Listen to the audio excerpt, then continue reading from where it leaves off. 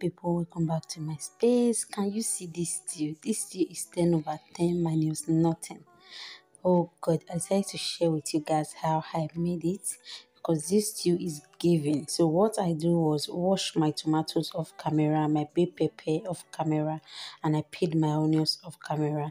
Now I will just put everything inside my pot and add onions and cover without water. I'll let all the water from the tomatoes drain out. So this is what it looks like. I'll transfer it into my blender. As you can see, all those many tomatoes melted.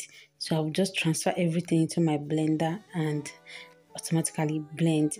So before I start blending, I will wash my my chicken. This is strong chicken. This is our Nigerian chicken.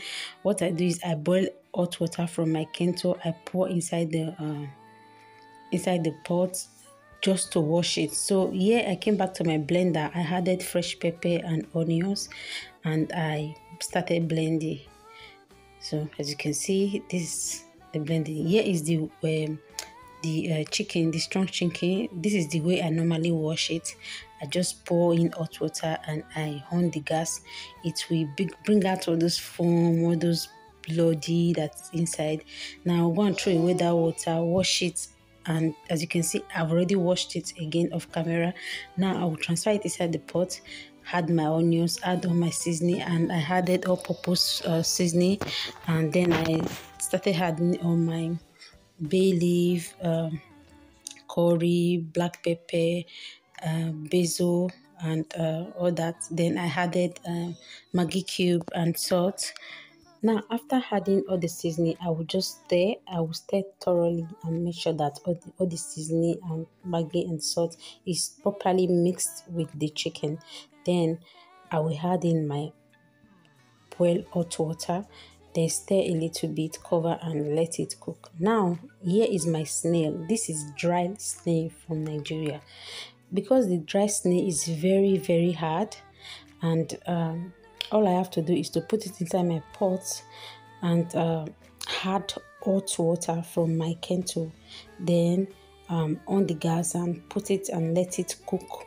Like I'm pre-cooking it, and after pre-cooking it, I will wash it off camera. Okay, now I want to start making the stew. I pour oil into my pot and let it hot. I came back, added my diced onions, and I fried these onions for a short period of time, as you can see. Then I added my tin tomato. I added my tin tomatoes, all my tin tomatoes inside. Then after adding it, I started frying the tin tomato. I fried the tin tomatoes until it turns this way. As you can see, it will no longer have lumps. It will be very smooth, just the way it looks now. So you will know that your tomatoes is cooked. Now it's time for me to add my blended tomato, onions, fresh pepper, and bay pepper. Sorry guys, I will just add everything inside, stir thoroughly, stir. As you can see, my blender, it still has a lot of tomatoes inside. Then I make sure that I turn everything out of the blender inside, then cover and let it cook.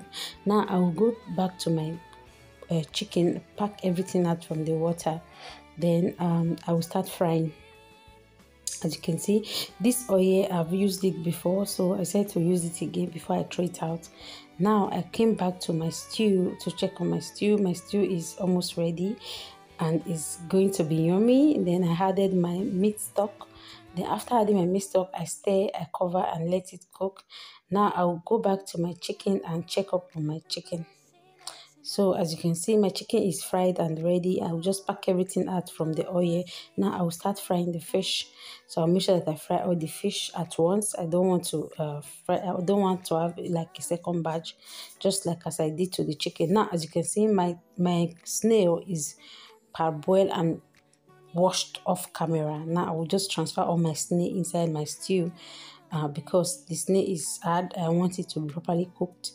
Now I will transfer the chicken as well inside the stew, not all, because at times we feel like eating just fried chicken or eat from the stew. Maybe you want to use the stew to eat, you can eat from the stew, but I prefer keeping fried ones aside. Now I will add my Maggi and salt inside, then stir everything together, cover and let it cook. Then as you can see, I pack out my fish. My fish is fried and ready.